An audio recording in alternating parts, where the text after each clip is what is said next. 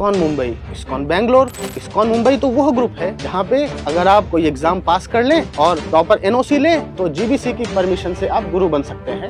ये भक्त बिना प्रभुपाद जी को पूछे दीक्षा दे सकते हैं प्रभुपाद जी के बिहाफ पे, और ये सारे भक्त जो नए दीक्षित शिष्य रहेंगे ये सब प्रभुपाद जी के ही शिष्य माने जाएंगे। तो ये 11 नाम जो प्रभुपाद जी ने लिए थे, और गौर गोविंद स्वामी प्रभुपाद जी के समय ही इतने सुयोग्य हो गए थे कि प्रभुपाद जी उनके पास दीक्षित होने के लिए भक्तों को भेज रहे हैं, तो यहाँ 11 में उनका भी नाम होना चाहिए था, बट उनका नाम नहीं है। All GBC orders are suspended herewith by me until further notice. तो यहाँ इस लेटर से हम अगर कंक्लूजन निकालना चाहें तो प्रभुपाद की फिजिकल प्रेजेंस में जीबीसी उसके ऑर्डर्स के साथ सस्पेंड हुई है जब उन्होंने प्रभुपाद के ऑर्डर्स को डिसरिगार्ड किया है। हरे कृष्णा। इस्कॉन मुंबई, इस्कॉन बैंगलोर, ऋत्विक इस्कॉन, इंडिया इस्कॉन, इस्कॉन इंटरनेशनल, ये सब हमने बहुत सारे नाम सुने हैं। तो आप कंफ्यूज हो सकते हैं कि इतने सारे इस्कॉन हैं क्या एक ही संस्था है, अलग अलग हैं तो क्यों है, एक है तो कैसे हैं? तो बेसिकली इसमें दो पक्ष हैं। सनातन धर्म की जो गौड़ीय शाखा है उसमें श्रील प्रभुपाद जी ने जो इस्कॉन की स्थापना की, आज उस शाखा को जो हाथ थामे हुए हैं, ऐसे दो हाथ हैं। एक इस्कॉन मुंबई के नाम से जाना जाता है, एक इस्कॉन बैंगलोर के नाम से, या इस्कॉन मुंबई ग्रुप या इस्कॉन बैंगलोर ग्रुप। तो इसमें भेद क्या है? तो इस्कॉन मुंबई तो वह ग्रुप है जहां पे अगर आप कोई एग्जाम पास कर लें और प्रॉपर एनओसी लें तो जीबीसी की परमिशन से आप गुरु बन सकते हैं। ऑल्दो कुछ रिस्ट्रिक्शंस रहेंगी, आपके कंधों पे बोझ रहेगा, लेकिन आप गुरु बन सकते हैं। वहीं पे इस्कॉन बैंगलोर वो संस्थान है जो जुलाई 9th लेटर जो श्रील प्रभुपाद जी ने अपने अंतिम आदेश के रूप में दिया था उसका संपूर्ण निष्ठा के साथ पालन करता है। यहाँ आप श्रील प्रभुपाद को अपने उद्धारक एवं दीक्षा गुरु के रूप में स्वीकार करके उनके प्रति पूर्ण समर्पण कर सकते हैं। तो आइए जानते हैं इस्कॉन बैंगलोर और उसके ऋत्विक सिद्धांत के बारे में। तो इसकी शुरुआत होती है श्रील प्रभुपाद जी के इस्कॉन की स्थापना से। श्रील प्रभुपाद जी अपने गुरुदेव श्रील भक्ति सिद्धांत सरस्वती ठाकुर प्रभुपाद के आदेश के अनुसार वेस्टर्न वर्ल्ड में जाते हैं। वो अमेरिका में 1965 में बोस्टन में उतरते हैं, जो कि एक कार्गो जहाज से वो वहां पहुंचते हैं। इसके बाद प्रभुपाद वहां से न्यूयॉर्क जाते हैं और 1 वर्ष तक प्रभुपाद बहुत ही गहन और भीषण परिश्रम करके साधना करते हैं, जहां पे मैचलेस गिफ्ट स्टोर जो है वहां पे प्रभुपाद जी अपना केंद्र खोलते हैं। वहां पे भगवत गीता की क्लासेस लेना शुरू करते हैं, कीर्तन ऑर्गेनाइज करते हैं, टॉम्स्किन स्क्वायर पार्क जाते हैं, वहां पे प्रभुपाद जी कीर्तन करते हैं। तो इस तरह से प्रभुपाद जी बहुत सारे जो यंग अमेरिकी लोग थे उनको भागवत धर्म, भागवत शिक्षा देते हैं। इसके तत्पश्चात प्रभुपाद जी 11 जुलाई 1966 है ना, उस दिन प्रभुपाद जी इस्कॉन यानी international society for Krishna consciousness इस सोसाइटी की स्थापना करते हैं। देखते ही देखते प्रभुपाद जी के मार्ग निर्देशन में यह सोसाइटी एकदम जंगल की आग की तरह फैलती है। इस सोसाइटी की शिक्षाएं लोगों के हृदय में घर कर लेती हैं, और हम देखते हैं कि 1968 आते आते महज 3 वर्षों में ही Los Angeles, Seattle, San Francisco, Santa Fe, Montreal और न्यू मैक्सिको जैसी बड़ी बड़ी सिटीज में प्रभुपाद जी के इस इस्कॉन संस्थान के केंद्र खुल जाते हैं। लोग वहां पे आते हैं, कीर्तन करते हैं, नाम जप करते हैं, भगवत शिक्षा ग्रहण करते हैं और फिर वो प्रचार करने के लिए आगे जाते हैं। इसी तरह ये प्रचार कार्य बढ़ता रहता है और हम देखते हैं कि 1973 आते आते अब जो सिटीज तक था, जो अमेरिका तक था, अब वो बाकी कॉन्टिनेंट्स में भी ये मूवमेंट फैलने लगा।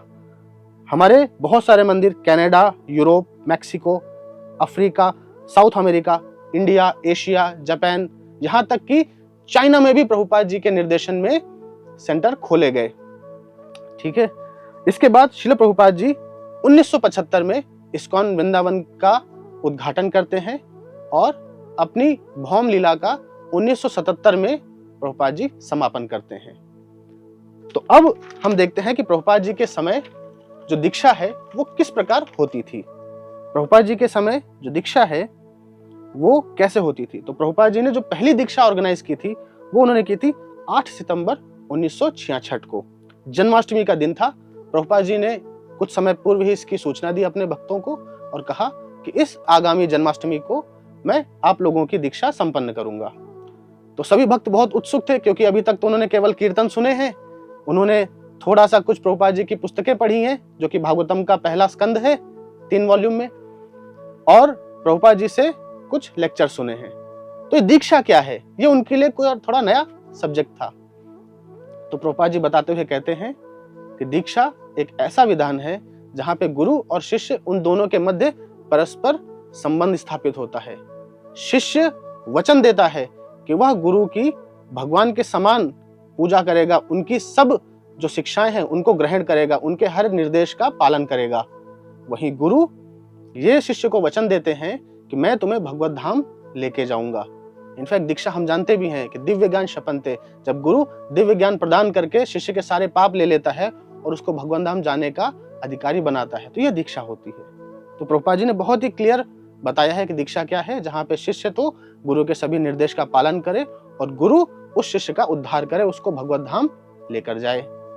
और यही दीक्षा की जो परिभाषा है प्रभुपाद ने पूरे इस्कॉन में प्रचलित करी और इसको अंत समय तक बनाए भी रखा। अब हम देखते हैं कि पहली बार जो कि 11 शिष्य प्रभुपाद जी ने दीक्षित किए थे, अब जैसे जैसे साल बढ़ते जा रहे हैं, मंदिर बढ़ते जा रहे हैं, भक्तों की संख्या भी बढ़ती जा रही है ना। तो प्रभुपाद क्या करते हैं, 1973 में प्रभुपाद जी 1973 में दीक्षा के विधान में थोड़ा बदलाव करते हैं। अभी तक क्या हो रहा था, दीक्षा करने के लिए 5 चरण हैं। पहला है व्यक्तिगत मूल्यांकन। गुरु अपने शिष्य का मूल्यांकन करते हैं कि वो दीक्षा के योग्य है अथवा नहीं। दूसरा चरण है यज्ञ। गुरुदेव यज्ञ का आवाहन करते हैं, उस यज्ञ में शिष्य को फिर दीक्षा दी जाती है। तीसरा चरण है कि जो गुरु हैं शिष्य को जो हरिनाम दीक्षा देने वाले हैं वो उस माला पे जप करेंगे। चौथा चरण है उस शिष्य को एक आध्यात्मिक नाम दिया जाएगा। और 5वां चरण है आध्यात्मिक नाम देने के बाद जिस माला पे गुरु ने पहले जप किया है वह माला शिष्य को जप करने के लिए दी जाएगी। तो दीक्षा के ये बेसिकली 5 चरण है। पहले जब दीक्षा हुई थी तब प्रभुपाद जी ने ही 5 चरण संपन्न किए थे, क्योंकि शिष्यगण कम थे। लेकिन हम देखते हैं कि जैसे जैसे शिष्य बढ़ते जा रहे हैं, भक्तों की संख्या बढ़ती जा रही है, तो प्रभुपाद जी को अपने आप से ये सब कार्य करने में थोड़ा सा कष्ट होने लगा, थोड़ा असमर्थता होने लगी, क्योंकि प्रभुपाद जी प्रचार कार्य भी कर रहे हैं, रेगुलर बेसिस पे वो पूरे विश्व का भ्रमण भी कर रहे हैं, लोगों को आध्यात्मिक शिक्षा दे रहे हैं, ज्ञान दे रहे हैं, और इसके साथ ही वो नए नए भक्तों को दीक्षा भी दे रहे हैं। तो काफी मुश्किल हो गया कि प्रभुपाद जी व्यक्तिगत रूप से हर एक माला पे जप करें, है ना, और हर एक व्यक्ति को यज्ञ करके दीक्षा दें। तो इसके लिए उन्होंने 1971 में 1971 में थोड़ा सा इस विधान में बदलाव किया। बदलाव क्या किया कि अब तक जो व्यक्तिगत मूल्यांकन था जो प्रभुपाद जी को करना था, अब वो व्यक्तिगत मूल्यांकन उस मंदिर के अध्यक्ष करेंगे, क्योंकि वह भक्त उन्हीं अध्यक्ष के अंतर्गत रह के भगवान की सेवा कर रहा है, वो उसको अच्छी तरह से जानते हैं, उसने नियम का पालन किया है या नहीं किया है वो जानते हैं, वो कितना सीरियस है भक्ति के लिए वो सब जानते हैं। तो ये भक्त रिकमेंड करेंगे, ये मंदिर के अध्यक्ष रिकमेंड करेंगे प्रभुपाद जी को कि हमारे मंदिर में ये नव आगंतुक भक्त है और ये दीक्षा लेने का इच्छुक है। इसके बाद क्या होगा, प्रभुपाद जी अगर उसको अप्रूव करते हैं तो प्रभुपाद जी का एक प्रतिनिधि है, वो जाएंगे, वो यज्ञ करेंगे, और प्रभुपाद जी जो अभी तक माला पे जप कर रहे थे, प्रभुपाद जी ही माला पे जप करेंगे, लेकिन वो माला और जो आध्यात्मिक नाम है, ये माला और नाम उस भक्त को पोस्ट के माध्यम से दी जाएंगी, ना कि प्रभुपाद जी के व्यक्तिगत हाथों से दी जाएंगी, है ना। तो अभी जो है हम देख रहे हैं कि मूल्यांकन किसने किया, मंदिर के अध्यक्ष ने किया। यज्ञ किसने किया, प्रभुपाद जी के द्वारा निर्धारित एक किसी उनके रिप्रेजेंटेटिव भक्त ने किया। लेकिन नाम देना और माला पे जप करके माला को देना, ये काम प्रभुपाद जी ने किया। लेकिन जो भक्त को मिला वो मिला कैसे, परोक्ष रूप से, प्रत्यक्ष रूप से नहीं मिला। प्रभुपाद जी ने सीधा हाथ में देने से क्या किया, उनको पोस्ट के माध्यम से भेजना शुरू किया। इसके बाद हम देखते हैं कि और भी भक्तों की संख्या बढ़ती है, और प्रभुपाद इसमें 1973 में थोड़ा एक और चेंज करते हैं। अब प्रभुपाद जी केवल उस भक्त का नाम दे रहे हैं, भक्त का जो आध्यात्मिक नाम है केवल प्रभुपाद जी वो निर्धारण कर रहे हैं। उसके अलावा जो चीजें हैं वो अब रिप्रेजेंटेटिव और मंदिर के अध्यक्ष के द्वारा की जा रही है। जैसे कि जो व्यक्तिगत मूल्यांकन है मंदिर का अध्यक्ष करेगा, यज्ञ है वो प्रभुपाद जी के प्रतिनिधि हैं वो करेंगे, उन मालाओं पे जप करना वो प्रभुपाद जी के प्रतिनिधि करेंगे, उन मालाओं को उस भक्त को देना ये भी प्रभुपाद जी के प्रतिनिधि करेंगे, है ना। तो अब क्या हो गया है कि प्रभुपाद जी उस भक्त को केवल नाम दे रहे हैं। और ये जो विधि है, ये मार्गदर्शन ये चलता है 1977 तक। 1977 में जैसा कि हम जानते हैं प्रभुपाद जी की जो हेल्थ है वो काफी खराब हो गई थी।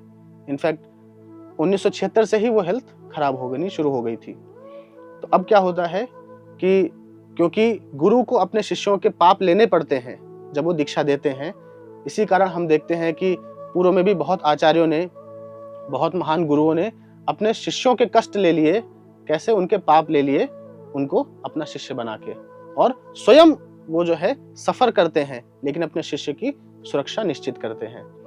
तो ये सिद्धांत प्रभुपाद जी ने भी इस्कॉन में बताया था कि ऐसा सिद्धांत होता है जहाँ पे गुरु अपने शिष्यों के पाप कर्म लेता है और इसी कारण उन पाप कर्मों के प्रभाव से कई बार गुरु को भी व्यक्तिगत शारीरिक कष्ट उठाना पड़ता है।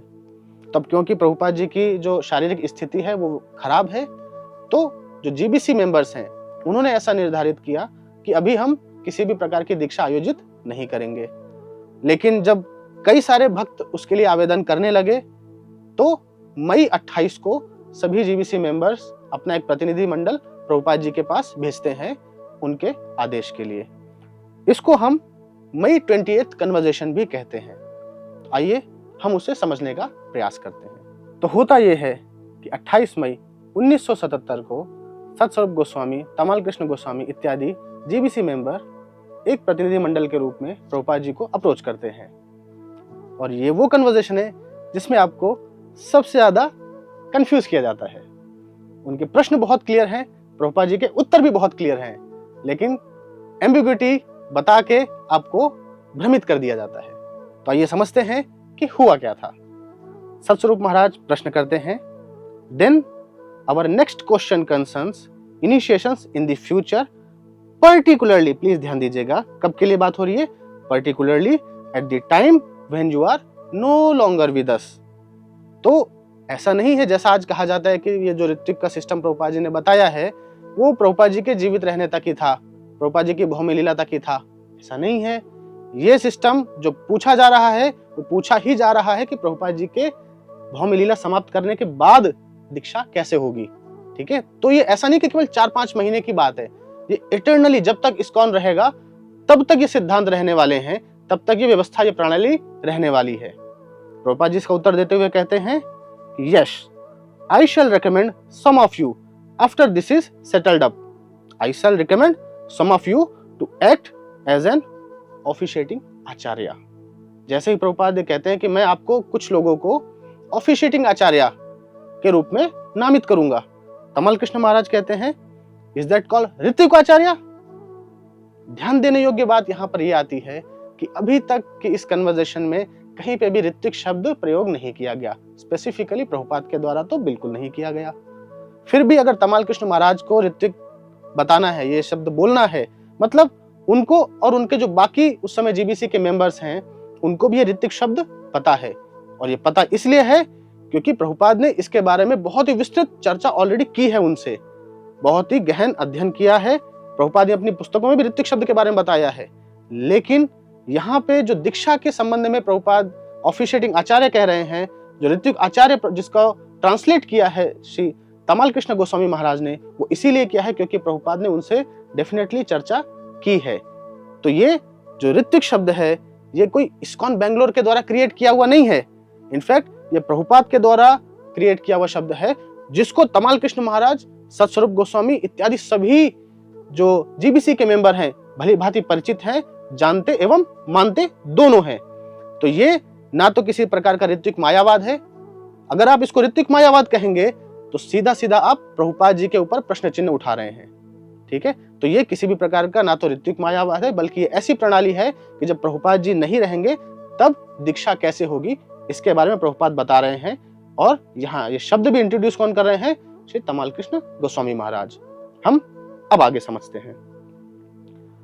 सतस्वरूप गोस्वामी जी कहते हैं, then what is the relationship of that person who gives the initiation, कि उसका जो व्यक्ति को दीक्षा दे रहे हैं क्या संबंध रहेगा? प्रभुपाद कहते हैं ही इज गुरु, वो गुरु है।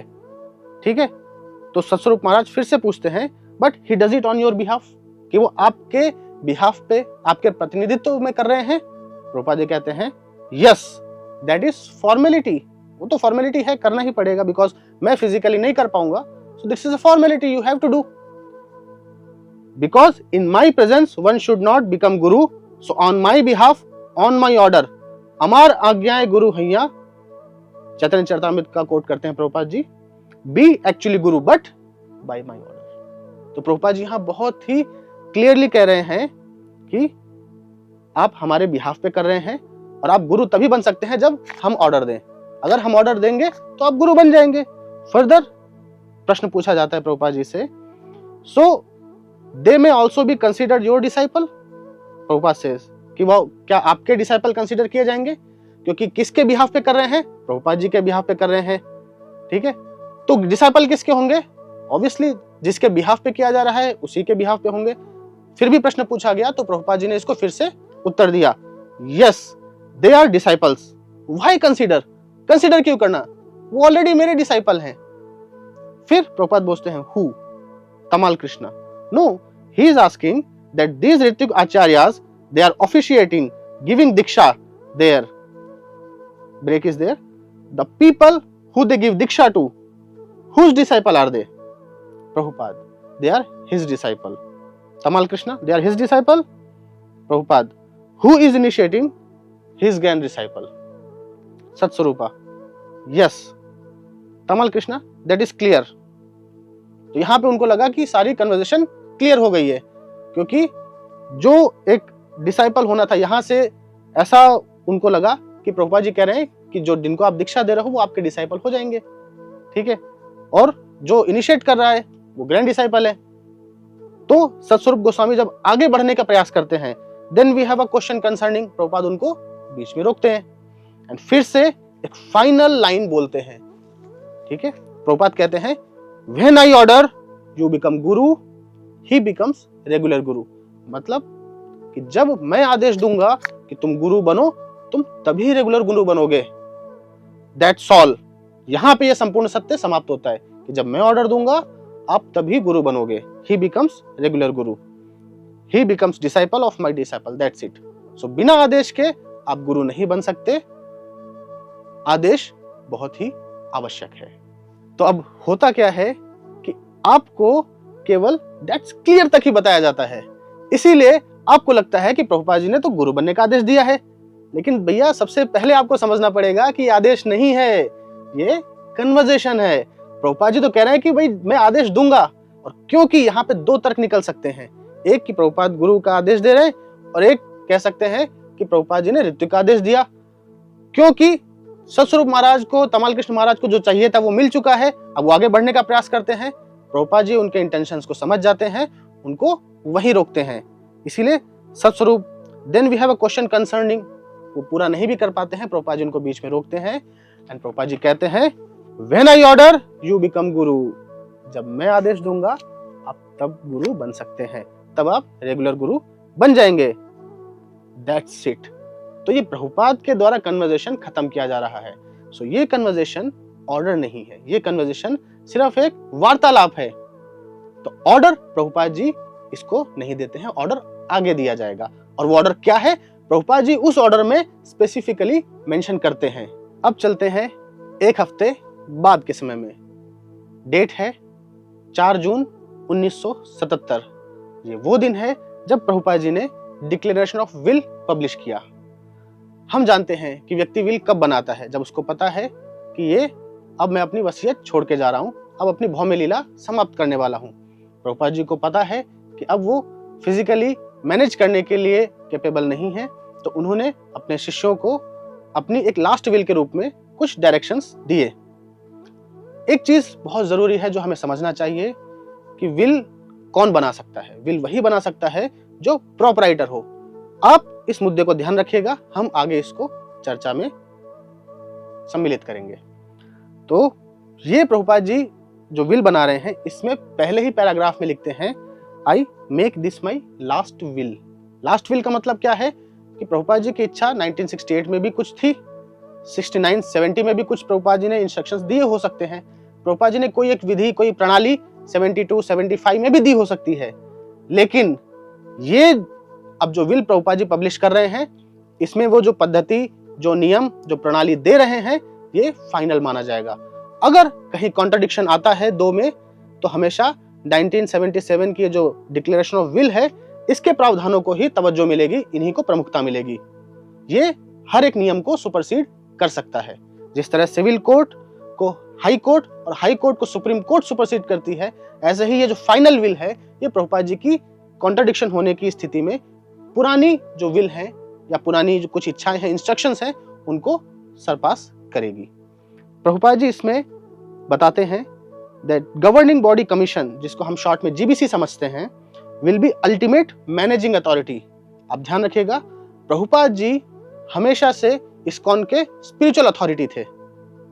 स्पिरिचुअल अथॉरिटी अलग होते हैं, मैनेजरियल अथॉरिटी अलग होते हैं। प्रभुपाद जी हमेशा स्पिरिचुअल अथॉरिटी हैं, सुप्रीम अथॉरिटी हैं, व्हाइल जीबीसी प्रभुपाद जी के डिसाइपल्स हैं और मैनेजरियल अथॉरिटी हैं। स्पिरिचुअल ग्रोथ को देखेंगे, भक्तों की उनमें हेल्प करेंगे, लेकिन वो अल्टीमेट स्पिरिचुअल अथॉरिटी नहीं है। अल्टीमेट स्पिरिचुअल अथॉरिटी हमेशा हर कंडीशन में श्रील प्रभुपाद जी ही रहेंगे। आगे इसमें प्रभुपाद जी बताते हैं कि जो हमारे इस्कॉन के प्रॉपर्टीज हैं, वो हमारे देश में, विदेशों में कैसे उनका संचालन किया जाएगा, कौन कौन उनके डायरेक्टर, एग्जीक्यूटर रहेंगे। तो अब आते हैं इस विल के सबसे महत्वपूर्ण बिंदु पे।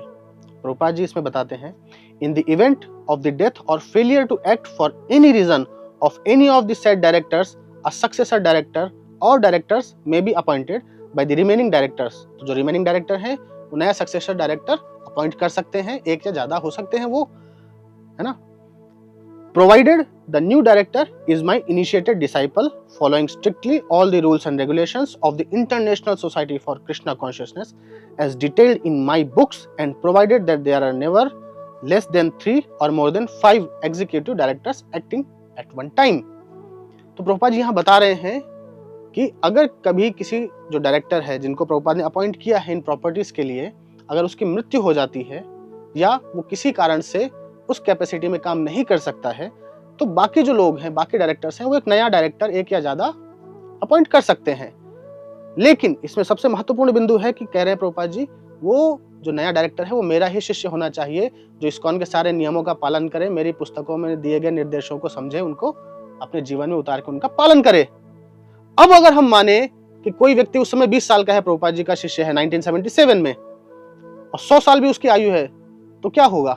एक समय पे वो व्यक्ति की मृत्यु होगी, तो उसके बाद क्या इस्कॉन संस्था नष्ट हो जाएगी? क्योंकि आप प्रभुपाद जी की जो इच्छा है, जो विल है, उसको तो सुपरसीड कर नहीं सकते।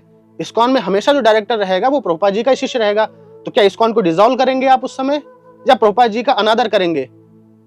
तो वो इस समय प्रभुपाद जी ने अगर ये शब्द लिखा है तो इसीलिए लिखा है क्योंकि प्रभुपाद जी को पता है कि मैंने ऋत्विक इनिशिएशन के बारे में बताया है।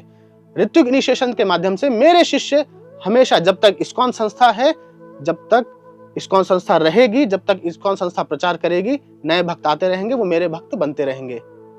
इस ऋत्विक सिस्टम से अगर आप समझें तो प्रभुपाद जी की जो ये विल है फुलफिल हो सकती है। इसके अलावा और किसी भी तरह से प्रभुपाद जी की इस इच्छा को आप पूरा नहीं कर सकते। तो अगर आप प्रभुपाद जी की इस इच्छा का सम्मान नहीं करते हैं, देन डेफिनेटली आप श्रील प्रभुपाद जी का अपराध कर रहे हैं, प्रभुपाद जी का आप अपमान कर रहे हैं। उनका जो इंस्टीट्यूशन है इस्कॉन, जिसके बारे में प्रभुपाद कहते हैं कि ये इस्कॉन मेरा शरीर है, आप उस शरीर का भी अपमान कर रहे हैं, क्योंकि उसी इस्कॉन के बारे में जो प्रभुपाद ने अपनी लास्ट विल छोड़ी है, आप उस विल के प्रोविजन को, जो सबसे महत्वपूर्ण प्रोविजन है, आप उसको एक्सेप्ट नहीं कर रहे हैं, आप उसको रिजेक्ट कर रहे हैं। और मैं फिर से बता दूं, प्रभुपाद इज प्रोपराइटर, बाकी सभी लोग एग्जीक्यूटर हैं। एग्जीक्यूटर का काम होता है जो नियम बने हैं उनको एग्जीक्यूट करना, ना कि नए नियम बनाना और पुराने नियमों को जिसको प्रोपराइटर ने बोला है उसको कॉन्ट्राडिक्ट करना, ये नहीं है। तो क्या हम ये माने कि प्रभुपाद ने, अगर हम इस्कॉन की बात सुने कि भाई प्रभुपाद जी के बाद कोई गुरु बन सकता है, तो क्या प्रभुपाद ने यहाँ पे गलत लिखा है, अपनी विल में गलत लिखा है? तो इसके लिए हम 1 साल पहले 19 मई 1976 को प्रभुपाद जी ने सभी गवर्निंग बॉडी कमीशन को एक लेटर लिखा था। प्रभुपाद जी लिखते हैं, बहुत लंबा लेटर है, मैं मेन चीज बताता हूं इसमें। प्रभुपाद जी लिखते हैं, it is document, I have to choose each word very soberly.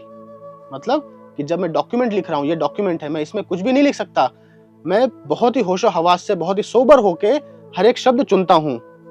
And if I have to think of management then I can not do this, I can not be like this rascals who present something mental concoction to cheat the public. तो प्रभुपाद जी बहुत ही clear कर रहे हैं कि भैया हमने जो लिखा है, जो बताया है, बहुत ही सोच समझ के लिखा है, किसी बाकी लोगों की तरह नहीं कि अभी कुछ लिख दिया ताकि हम आपको चीट कर लें, कोई मेंटल कॉन्कॉक्शन लिख दिया, ऐसा कुछ नहीं है। जो लिखा है it is not a mental concoction but reality, hardcore truth, Prabhupada की विल है ये, एंड ये विल बेसिस है इस्कॉन में ऋत्विक इनिशिएशंस का। तो अब आते हैं हम इस विल के आखिरी मुख्य बिंदु पर। प्रभुपाद जी यहाँ लिखते हैं, आई हेयर बाय अपॉइंट गुरु कृपा स्वामी हृदयानंद गोस्वामी, तमाल कृष्ण गोस्वामी, कुछ भक्तों के नाम लिखे हैं, to act as executor of this will.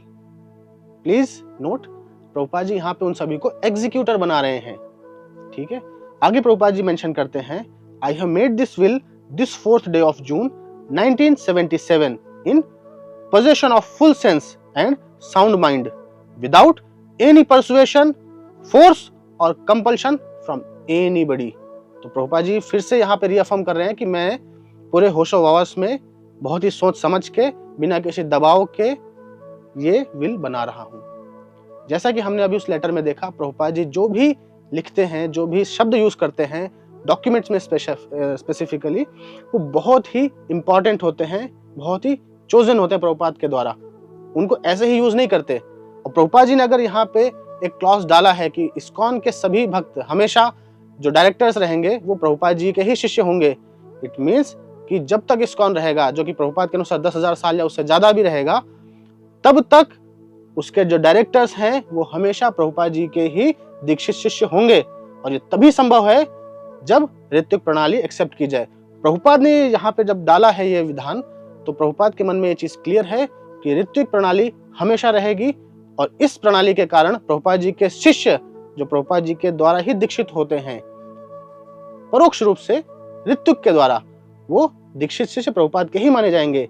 तो ऐसे दीक्षित शिष्य, क्योंकि प्रभुपाद के ही शिष्य कहलाएंगे, हमेशा रहेंगे, इसीलिए ये जो क्लॉज है यहाँ पे वो हमेशा फुलफिल रहेगा, इसमें किसी भी तरह की और संभावना नहीं है। आप प्रभुपाद जी के इस नियम को, इस इच्छा को किसी और माध्यम से किसी और विल से ना तो सुपरसीड कर सकते हैं, ना फुलफिल कर सकते हैं। हम देखते हैं कि बाकी सभी जो भक्त हैं वो एज ए एग्जीक्यूटर काम करेंगे, वो ना तो प्रोपराइटर हैं, ना ही वो इसमें फेरबदल कर सकते हैं। वो क्या है, सिर्फ प्रभुपाद जी ने जो इच्छा प्रकट की है यहाँ पे एज अ डॉक्यूमेंट, उसको, उस इच्छा को कंप्लीटली फुलफिल कर सके, एग्जीक्यूट कर सके, वही प्रयास करना उनका कर्तव्य है, यही प्रयास करना उनका धर्म है। अब एक प्रश्न जाता है इस्कॉन इंडिया की तरफ। प्रश्न बहुत सिंपल सा है कि प्रभुपाद जी ने अपनी विल में कहा है कि इस्कॉन के डायरेक्टर हमेशा प्रभुपाद जी के दीक्षित शिष्य होंगे, किंतु आज 50 साल बाद हम देखते हैं कुछ प्रभुपाद जी के भक्त बचे हैं जिन्होंने प्रभुपाद जी से दीक्षा ली थी साक्षात रूप में। प्रभुपाद जी जब यहाँ पे फिजिकली प्रेजेंट थे तब उन्होंने उनसे दीक्षा ली थी, लेकिन आगे और 50 साल बाद भी वो शिष्य रहेंगे क्या? बिल्कुल नहीं, भौतिक रूप से वो शिष्य नहीं रहेंगे। तो क्या तब आप प्रभुपाद की इस विल में चेंज करेंगे और प्रभुपाद जी का अपमान करेंगे, या फिर आप इस विल को ही नकार देंगे, या प्रभुपाद जी की जो इच्छा है कि हमेशा इस्कॉन के डायरेक्टर मेरे ही शिष्य रहें, आप उस इच्छा को तोड़ेंगे? आप बताइए आप क्या करेंगे? क्योंकि आप कुछ भी करें, अगर आप ऋत्विक प्रणाली स्वीकार नहीं करते हैं तो हर स्थिति में आप प्रभुपाद जी का अपमान ही करेंगे, उनके प्रति, उनके श्री चरणों में आप अपराध ही करेंगे, उनकी इच्छा को सम्मान नहीं देकर। तो अभी हमने बात की प्रभुपाद के विल की। इसी विल को एग्जीक्यूट करने के लिए प्रभुपाद ने 1970 में जीबीसी बनाई थी, जिसका यहाँ पे उल्लेख हुआ है। जीबीसी कैसे बनी? इसके लिए प्रभुपाद जी ने अपनी विल को ही लागू करने के लिए एक डॉक्यूमेंट दिया था, जिसको कहते हैं डायरेक्शन ऑफ मैनेजमेंट, शॉर्ट में DOM। तो जो DOM या डायरेक्शन ऑफ मैनेजमेंट है, प्रभुपाद ने दिया था कि कैसे अब जबकि मैं बहुत ही वृद्ध हो चुका हूँ, 75 साल का हो गया हूँ और मैं किसी भी समय सीन से जा सकता हूँ, अर्थात अपनी भौम्य लीला को समाप्त कर सकता हूँ। तो उस समय मंदिरों का संचालन कैसे होगा, संस्था को कैसे गाइडलाइन मिलेगी, इसके लिए मैं व्यवस्था करके जा रहा हूँ। तो प्रभुपाद जी ने क्या किया, 12 ऐसे अपने शिष्यों को नामित किया इनिशियल जीबीसी के रूप में, गवर्निंग बॉडी कमीशन, जिसका उल्लेख हमने पिछली विल में किया था। तो ये जो गवर्निंग बॉडी कमीशन, जिनको शॉर्ट में जीबीसी भी कहते हैं, ये 12 भक्त थे जिनको प्रभुपाद ने नामित किया। प्रभुपाद इनके बारे में कहते हैं, These personalities are now considered as my direct representative. While I am living, they will act as my zonal secretaries, and after my demise, they will be known as executor. तो जब तक प्रभुपाद जी जीवित हैं, ये जो जोनल सेक्रेटरी हैं वो कहे जाएंगे, और जब प्रभुपाद जी महासमाधि में चले जाएंगे उस समय ये एग्जीक्यूटर बनेंगे। एग्जीक्यूटर किस चीज के बनेंगे? एग्जीक्यूटर बनेंगे प्रभुपाद जी की इच्छा के। क्यों? क्योंकि आगे हम पढ़ते हैं particulars of the governing body commission. Prabhupada उसमें लिखते हैं, the purpose of the governing body commission is to act as the instrument for the execution of the will of his divine grace and further. तो इसका काम है GBC का कि जो प्रभुपाद की इच्छा है, जो प्रभुपाद ने नियम बनाए हैं इस्कॉन के लिए, या जो प्रभुपाद की मूलभूत इच्छा है कि भागवत धर्म का प्रचार हो इस्कॉन के माध्यम से, उसको कैसे हम पूरा करें। आगे इसमें लिखते हैं कि the GBC oversees all operation and management of ISKCON. तो जीबीसी क्या करेगी? ऑपरेशन और मैनेजमेंट को ओवरसी करेगी as it receives direction from Srila Prabhupada, जैसे कि शिला प्रभुपाद उसको गाइड करेंगे।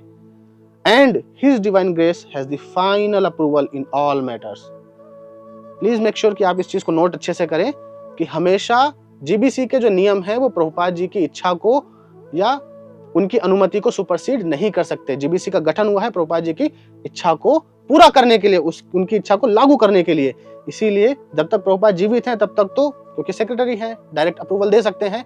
जब प्रभुपाद जी भौम्य रूप लीला नहीं कर रहे हैं, हमारे साथ साक्षात रूप में नहीं है, उस समय प्रभुपाद जी ने जो भी नियम सिद्धांत बनाए हैं, ऐसे डॉक्यूमेंट्स में लिखा है, हमें इस जीबीसी को उन नियमों को पालन करना पड़ेगा। एक प्रश्न बहुत ज्यादा पूछा जाता है कि प्रभु जी, प्रभुपाद ने कहा मेरे बाद तो जीबीसी जो है वो फाइनल अथॉरिटी है, तो हमारे पास तो जीबीसी है, that is ISKCON Mumbai group के पास जीबीसी है, तो इस्कॉन बेंगलोर के पास जीबीसी नहीं है, इसलिए प्रभुपाद का जो है वो ऑथराइजेशन नहीं है। ऐसा बिल्कुल नहीं है। इसी डायरेक्शन ऑफ मैनेजमेंट से हमारी जीबीसी भी इलेक्ट की गई है। तो हमारे पास इस्कॉन बेंगलोर ग्रुप के पास जीबीसी भी है। मधु पंडित प्रभु अकेले व्यक्ति नहीं है, it is not a one man show. Please make sure, Madhu Pandit Prabhu अकेले व्यक्ति नहीं है कि वो अपना, कहते ना, अपनी अपनी ढपली, अपना अपना राग, ऐसा कुछ भी नहीं है। वो प्रभुपाद जी के आदेश का पालन कर रहे हैं और उनका साथ देने के लिए और भी बहुत सारे भक्त हैं। So we also have a GBC, governing body commission. और वो बनाने की प्रेरणा कैसे बनी, क्या हुआ, वो हमें इसी डॉक्यूमेंट से मिलती है। हम एक और वीडियो बनाएंगे जिसमें हम आपको उसके बारे में विस्तार से बताएंगे। फिलहाल हम इस पे चर्चा करते हैं।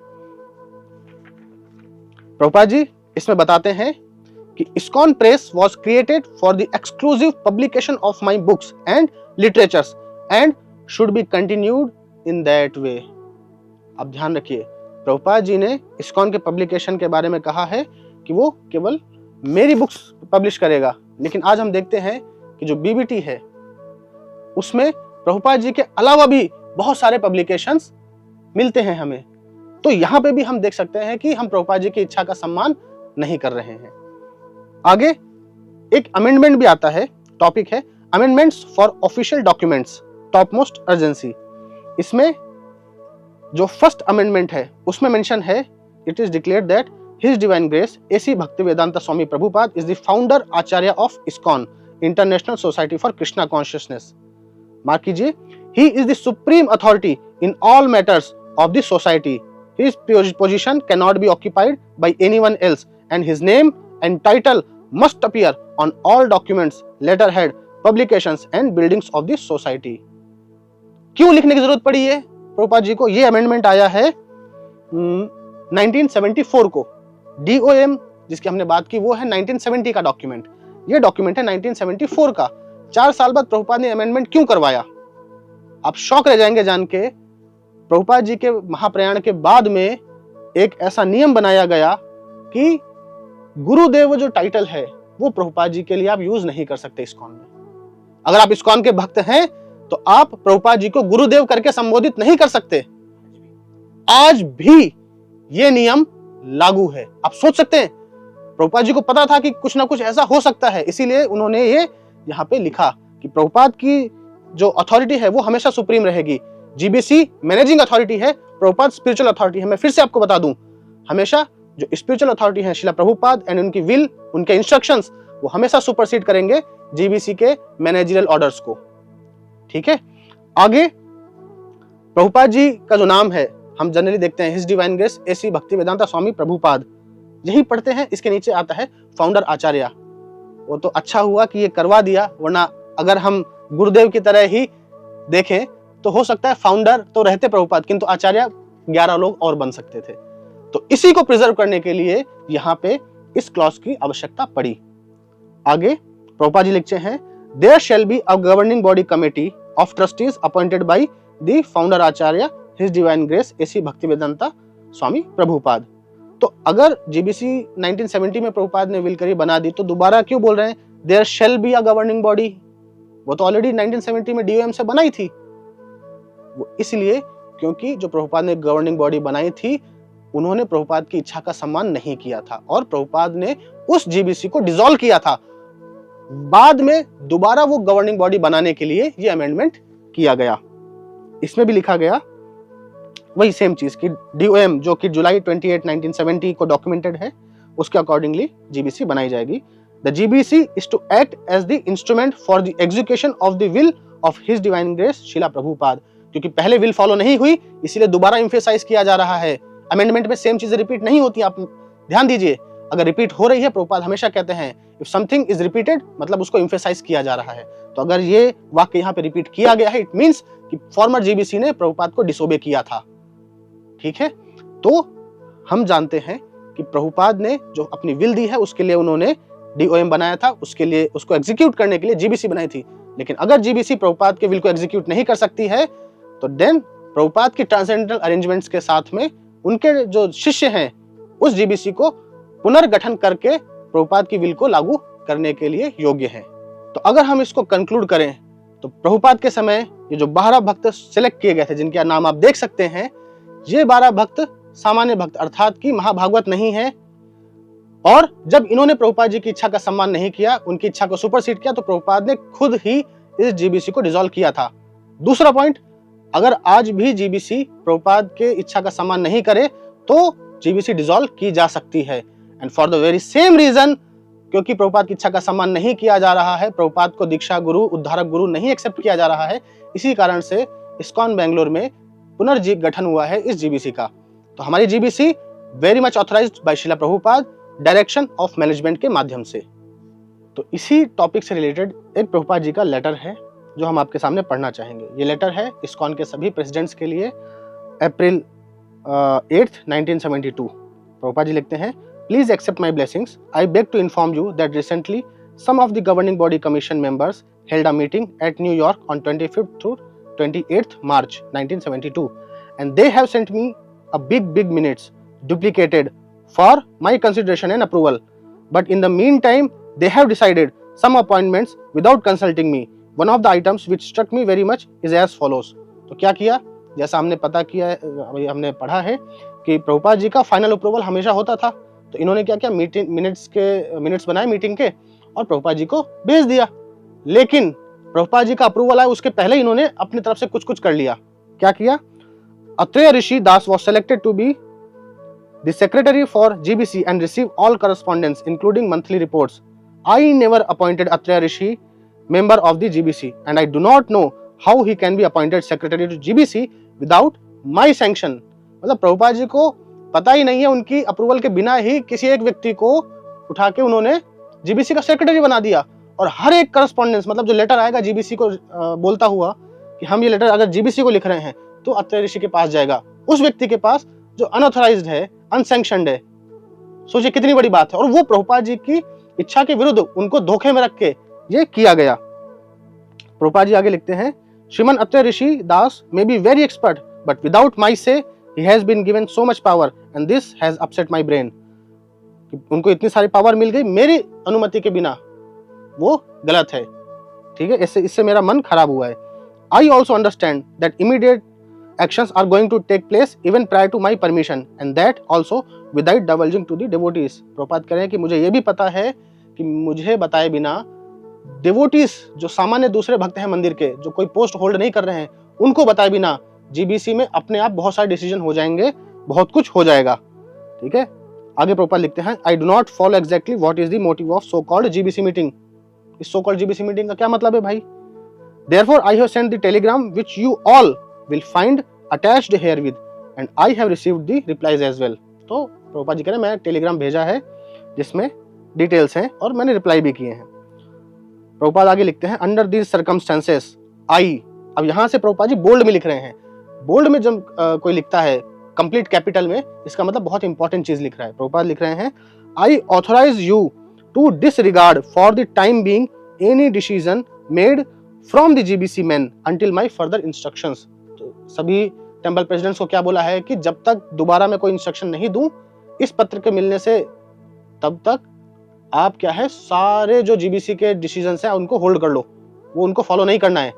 मैं पत्र भेज रहा हूं, इसी समय से जैसे आपको पत्र मिलेगा जीबीसी के सारे डिसीजन क्या है आपको डिसरिगार्ड करने हैं. कब तक?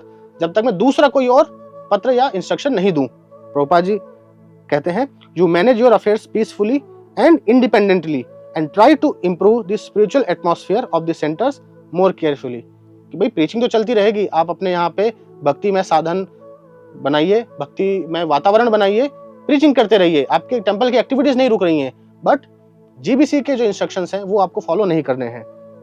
फर्दर प्रभुपाद जी आगे लिखते हैं, I shall be very glad to know the names of your assistants such as secretary, treasurer and accountant. Finally I beg to repeat that capital all GBC orders are suspended herewith by me until further notice. मतलब प्रभुपाद दोबारा उस चीज को बोल रहे हैं, जैसे हमने अभी पढ़ा कि प्रभुपाद जब रिपीट करते हैं इट मींस वो उसको एम्फेसाइज करना चाह रहे हैं. तो प्रभुपाद फिर से रिपीट कर रहे हैं इस चीज को और कह रहे हैं कि जब तक मेरा ऑर्डर नहीं आए नेक्स्ट, तब तक आप जीबीसी के ऑर्डर्स को सस्पेंड मानिए, उनको एक्सेप्ट नहीं करना है, ठीक है. प्रभुपाद आगे लिखते हैं, you may reply me at ISKCON Tokyo hopping this meets you in good health and advanced spiritual mood. Your ever will विशर AC भक्ति वेदांता स्वामी. तो यहाँ इस लेटर से हम अगर कंक्लूजन निकालना चाहें तो प्रभुपाद की फिजिकल प्रेजेंस में जीबीसी उसके ऑर्डर्स के साथ सस्पेंड हुई है. कब? जब उन्होंने प्रभुपाद के ऑर्डर्स को डिसरिगार्ड किया है. कंक्लूजन नंबर 2, आज भी अगर जीबीसी प्रभुपाद के ऑर्डर्स को डिसरिगार्ड करे, उनकी इच्छा को सुपरसीड करे, उनको बाईपास करे, जीबीसी डिसरिगार्ड की जा सकती है. जीबीसी के एक्शंस, उनके ऑर्डर्स डिसरिगार्ड किए जा सकते हैं. Third, for the very same reason, क्योंकि प्रभुपाद का जो दी हुई दीक्षा प्रणाली है उसको जीबीसी ने एक्सेप्ट नहीं किया, अपनी मनमर्जी से 11 ऋत्विक जो होने थे उनको 11 गुरु बना दिया, ISKCON बेंगलोर को अपनी जीबीसी बनानी पड़ी. उसमें भी प्रभुपाद ने जो DOM डॉक्यूमेंट दिया है, हमने उसी डॉक्यूमेंट को आधार बनाया और प्रभुपाद की इच्छा का पालन करते हुए उसको बनाया. जैसे मैं बता चुका हूं, इसके ऊपर एक बहुत ही डिटेल वीडियो हम एक अलग से बनाएंगे. तो अब चलते हैं प्रभुपाद जी की विल पब्लिश होने के 1 महीने बाद.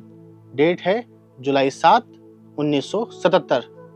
ध्यान रखिए ये वो डेट है जो कि द फाइनल ऑर्डर, जो प्रभुपाद जी का जो लेटर है जुलाई 9th लेटर, उसके ठीक 2 दिन पहले हुई है.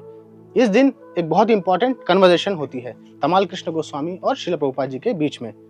तमाल कृष्ण गोस्वामी कहते हैं कि बहुत समय से जो इनिशिएशन, जो दीक्षा है वो रुकी हुई थी और आपने कहा था कि आप किसी को अपॉइंट करेंगे. तो प्रभुपाद क्लियर कहते हैं, local senior sannyasis can do. ठीक है, कि मतलब जैसे अभी तक चल रहा है कि सीनियर सन्यासी सब प्रोसेस करते हैं और सिर्फ नाम है वो मैं देता हूँ, वैसे कंटिन्यू करो.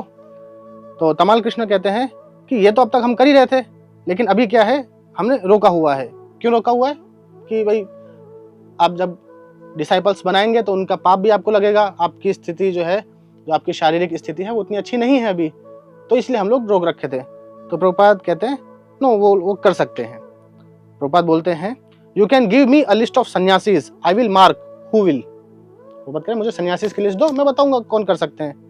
मतलब प्रभुपाद के मन में अभी तक कोई ऐसा क्लैरिटी नहीं कि हाँ ये बहुत एक्सेप्शनल मेरा डिसाइपल है, इसको ये जिम्मेदारी देनी चाहिए, नहीं. तो तमाल कृष्ण कहते हैं कि कुछ अमेरिका में कर सकते हैं, जैसे कीर्तनानंद महाराज को प्रभुपाद कहते हैं you can do, Kirtanananda can do and Satsvarupa can do, कि तमाल कृष्ण जी आप हो, कीर्तनानंदा स्वामी है और सत्स्वरूप महाराज है। तो तमाल कृष्ण कहते हैं कि अच्छा, मतलब कोई अगर अमेरिका में है तो कीर्तनानंद स्वामी को कर दे, क्योंकि वो अमेरिका में ही निवास कर रहे हैं, वेस्ट वर्जीनिया। प्रभुपाद कहते हैं कि नियर बाई जय तीर्था कैन ऑल्सो गिव, मतलब 3 नहीं है और भी प्रभुपाद ऐड कर रहे हैं। जो भी व्यक्ति नियर बाई है उस सेंटर के, जैसे अज्यूम करते हैं हाँ जयपुर है मंदिर हमारा, जयपुर मंदिर के नजदीक कोई ऐसे भक्त आए हैं जिनको प्रभुपाद जी ने अपॉइंट किया है, तो मैं क्या करूंगा, टेम्पल प्रेसिडेंट हूं, तो मैंने उनको लिख दिया कि प्रभु जी हमारे यहाँ पे इतने भक्त रेडी हैं दीक्षा के लिए। तो क्योंकि ये पास थे तो ये आ गए, अगर कोई दूसरे व्यक्ति पास में होते तो दूसरे आ जाते। तो यहाँ पे बहुत क्लियर है कि डिसाइपल्स प्रभुपाद के बन रहे हैं, क्योंकि नियर बाई अगर कोई देगा तो रिप्रेजेंटेटिव है, उसमें कोई भी भावना की, श्रद्धा की आवश्यकता नहीं होती। लेकिन अगर गुरु की बात करें तो आप गुरु चुनने के लिए श्रद्धा की आवश्यकता होती है, हम किसी को भी गुरु नहीं बना सकते, है ना।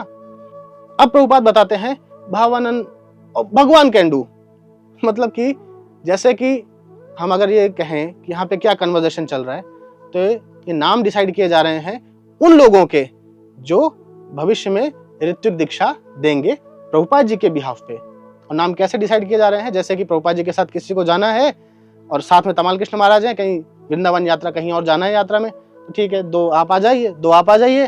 तमाल कृष्ण महाराज को कहेंगे तुम किसी को बुलाना चाहते हो, हाँ वो अच्छा भक्त है, हाँ ठीक है उसको भी बुला लो। तो बहुत ही लाइट मूड चल रहा है, यहाँ पे कोई बहुत ग्रेविटी नहीं है, जबकि गुरु तत्व जो है बहुत ही ग्रेव और सीरियस मैटर है, और प्रभुपाद जी उस तत्व को जानते हैं, उस मर्म को जानते हैं।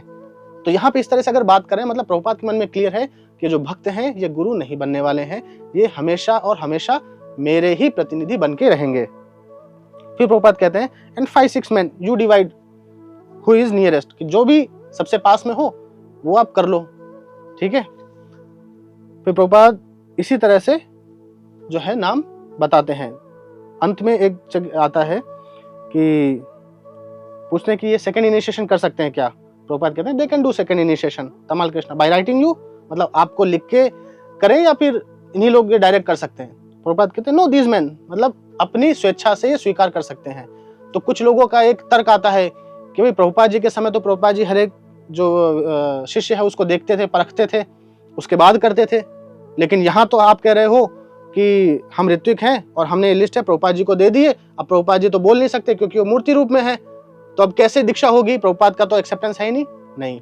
प्रभुपाद जी ने बताया है कि ये लोग मैंने डिसाइड किए हैं और इन लोगों के माध्यम से दीक्षा होगी, ये इनका डिस्क्रिप्शन है, ठीक है।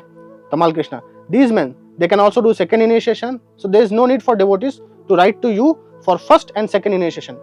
कंफर्म कर रहे हैं तमाल कृष्ण महाराज कि भाई पहला और दूसरा जो इनिशिएशन है, जो दूसरी दीक्षा है, ब्राह्मण दीक्षा और हरिनाम दीक्षा, तो उसके लिए अब आपको लिखने की आवश्यकता नहीं है। तो वो लोग क्या है, नियरेस्ट मैन को लिख देंगे, तमाल कृष्ण महाराज ऐसा पूछ रहे हैं। लेकिन एक और चीज कंफर्म करते हैं, but all these person are still your disciples, anybody who gives initiation is doing so on your behalf. ये प्रश्न पूछा प्रभुपाद जी से उन्होंने। प्रभुपाद जी कहते हैं यस, मतलब कि प्रभुपाद फिर से एस्टैब्लिश कर रहे हैं कि किसी सेंटर के प्रेसिडेंट को जो भी भक्त नियर बाई लगे उसको लिख के वो दीक्षा करवा सकता है। ये भक्त बिना प्रभुपाद जी को पूछे दीक्षा दे सकते हैं प्रभुपाद जी के बिहाफ पे, और ये सारे भक्त जो नए दीक्षित शिष्य रहेंगे ये सब प्रभुपाद जी के ही शिष्य माने जाएंगे। तमाल कृष्ण महाराज इसको रिकन्फर्म करते हैं एक और तरह से, कैसे कि तमाल कृष्ण महाराज एक बुक मेंटेन करते थे, वो बुक में प्रभुपाद जी के जितने भी दीक्षित शिष्य हैं उन सबके नाम नोट किए जाते थे कि इस ईयर में इस समय प्रभुपाद जी के द्वारा इतने लोगों को दीक्षा प्रदान की गई। तो तमाल कृष्ण महाराज पूछते हैं you know the book I am maintaining of all your disciples names, should I continue that? Prabhupada says मतलब वो बुक हमेशा कंटिन्यू रहनी चाहिए, जो भी व्यक्ति इस तरह से दीक्षा प्राप्त शिष्य होगा वो प्रभुपाद जी का ही शिष्य होगा और उस पुस्तक में उसका नाम भी आएगा। फिर तमाल कृष्ण महाराज पूछते हैं कि अच्छा इंडिया में भी कोई कर सकते हैं क्या? प्रभुपाद कहते हैं इंडिया में तुम हो, हम हैं, जयपताका स्वामी भी है, उनसे करा लेते हैं। तमाल कृष्ण जयपताका महाराज, यस, उनका भी अप्रूव हो गया 7th नंबर। देन प्रभुपाद कहते हैं आप नेम रोट डाउन कर लीजिए। तो तमाल कृष्ण महाराज कहते हैं अभी तक 7 नाम हो चुके हैं। फर्दर कन्वर्सेशन में आते हैं तो प्रभुपाद कहते हैं आप रामेश्वर को भी कर लो, for time being 7 are sufficient. नहीं, आप रामेश्वर जी को भी ऐड कर लो। रामेश्वर प्रभुपाद जी के एक और बहुत अच्छे शिष्य थे।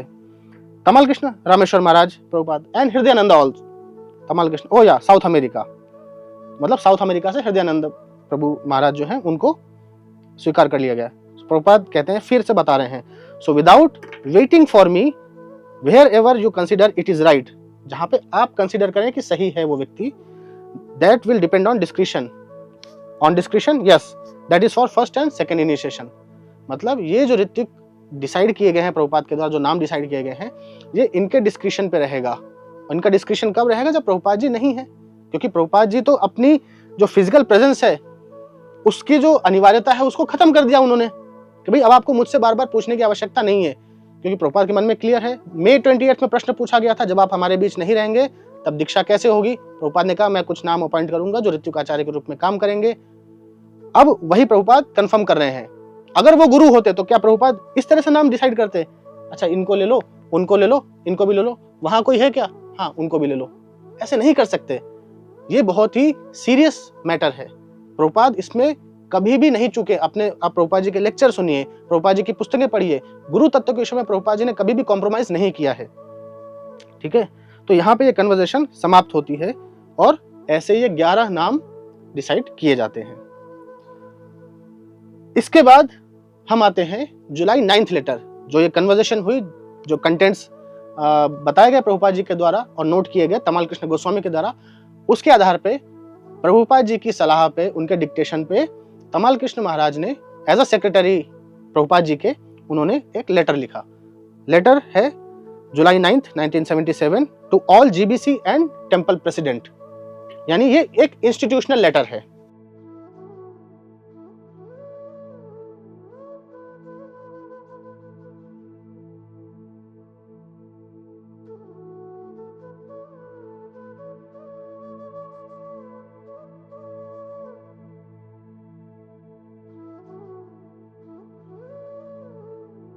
इसमें लिखते हैं, dear Maharajas and Prabhus, please accept my humble obeisances at your feet. Recently when all of you the GBC members were with his divine grace in Vrindavan, Srila Prabhupada indicated that soon he would appoint some of his senior disciples to act as ritvik. बहुत ही clear है कि Ritwik appoint करने के लिए जो conversation हुई थी मई 28 को, जुलाई 7 को, उसी का कंक्लूजन ये लेटर में आ रहा है। तो यहाँ पे किसकी बात की गई है? ऋत्विक की बात की गई, ना कि गुरु की बात की गई है। अगर प्रभुपाद को गुरु ही बनाना था तो डायरेक्ट गुरु वर्ड यूज कर लेते, ठीक है, आचार्य वर्ड यूज नहीं करते। जैसा कि आज की इस्कॉन इंडिया की डेफिनेशन में है कि आचार्य बड़ा होता है, गुरु छोटा होता है, जबकि ऐसा नहीं है। शास्त्र कहता है आचार्य माम विजानियात और तस्मात् गुरुम प्रपद्येता, दोनों एक ही हैं, अलग अलग व्यक्ति नहीं है। तो आचार्य गुरु एक ही होता है, लेकिन अगर उसको भी माने तो प्रभुपाद को गुरु वर्ड यूज करना चाहिए था, ऋत्विक वर्ड यूज नहीं किया जाना चाहिए था, क्योंकि ऋत्विक तो सिर्फ रिप्रेजेंटेटिव है। तो ऋत्विक का कार्य है, जो रिप्रेजेंटेटिव है, वो ओन करना नहीं है डिसाइपल को। ठीक है, अभी हम आगे पढ़ेंगे कि क्यों। To act as ritvik representative of acharya. Ritvik का डेफिनेशन क्लियर कर दिया प्रभुपाद जी ने यहाँ पे, representative of acharya. For the purpose of performing initiations both first and second initiation.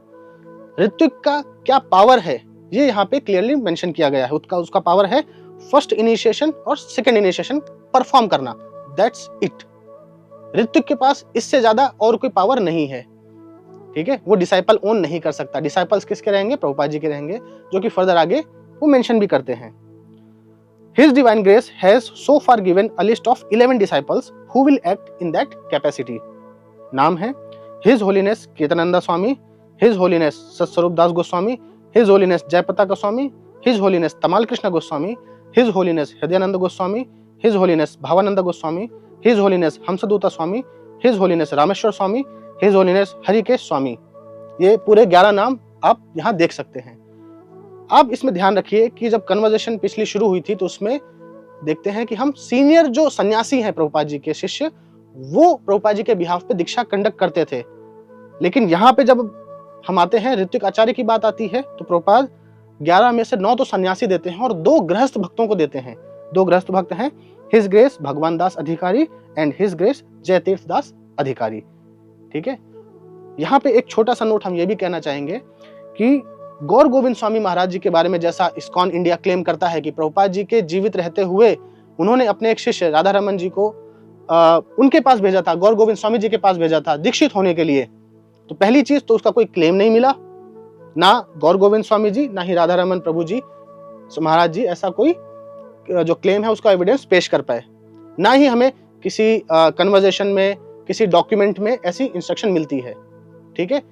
तीसरा, अगर हम ध्यान रखें तो ये 11 नाम जब प्रभुपाद जी ने लिए थे और गौर गोविंद स्वामी प्रभुपाद जी के समय ही इतने सुयोग्य हो गए थे कि प्रभुपाद जी उनके पास दीक्षित होने के लिए भक्तों को भेज रहे हैं, तो यहाँ 11 में उनका भी नाम होना चाहिए था, बट उनका नाम नहीं है। इट मीन्स कि जब अगर प्रभुपाद ने कहा भी होगा कि आप उनसे दीक्षा लो, इट मीन्स कि प्रभुपाद फिजिकल दीक्षा नहीं देने के लिए उनके पास भेज रहे हैं कि आप उनसे ऋत्विक दीक्षा लो, जैसे बाकी उस समय इस्कॉन के ट्रेडिशन के अनुसार दीक्षा हो रही थी। ठीक है, हम आगे बढ़ते हैं। आगे लिखते हैं, in the past temple presidents have written to Srila Prabhupada recommending a particular devotee's initiation. पहले टेम्पल प्रेसिडेंट्स प्रभुपाद जी को लिखते थे कि इस भक्त का हमें इनिशिएशन करना है, फिर जो प्रभुपाद हैं वो अपने सेक्रेटरी या किसी भक्त को बताते थे कि आप इसकी प्रोसेस शुरू कर दीजिए एंड इस भक्त का ये नाम रहेगा। ठीक है। अब क्या होगा, now that Srila Prabhupada has named this representative temple presidents may henceforward, आप इस शब्द को बहुत ध्यान रखिएगा, हेंस फॉरवर्ड मतलब अब आगे से। अगर हम इसके डिक्शनरी के परिभाषा में जाएं तो इसका मतलब होता है अब आगे से, तब तक, अनंत काल तक, अगर इसको रोका नहीं जाए। अगर हम कहें hence forward till I am living, तो मतलब कि जब तक प्रभुपाद थे तब तक ही होना था, लेकिन क्योंकि वो नहीं लिखा है, इट मींस यहाँ पे जो हेंस फॉरवर्ड है, ये जो डायरेक्शन है, जो ऑर्डर है, ये हमेशा के लिए इस्कॉन में वैलिड रहेगी जब तक इस्कॉन एग्जिस्ट कर रहा है। तो temple presidents may henceforward send recommendation for first and second initiation to whichever of these 11 representatives are nearest their temple. यहाँ भी रिप्रेजेंटेटिव वर्ड ही यूज किया जा रहा है, गुरु वर्ड यूज नहीं किया जा रहा है। जो भी पास में रहेगा टेम्पल प्रेसिडेंट उनको लिखेंगे और वो आके दीक्षा का विधि जो है वो कंप्लीट करेंगे। कैसे?